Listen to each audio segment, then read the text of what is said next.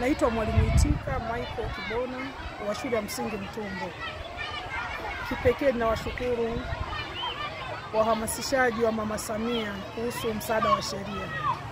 Nimefika shuleni kwetu hapa mkatuhamasisha walimu kujua haki zetu kwa ajili ya mambo ya ardhi, mirathi na ukatili wa kijinsia.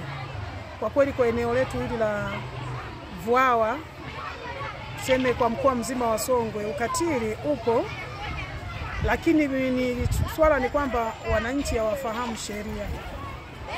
Kwa uhamasishaji wenu juu ya mambo haya, ninaamini mambo yatakuwa shwari. Kwenye ardhi tutapata haki zetu, kwenye mambo ya urithi tutapata haki zetu, hata kwa ajili ya watoto unyanyasaji utatokomezwa. Ilikuwa ni shida hapo nyuma, Mama Samia ametukumbuka kwa kweli.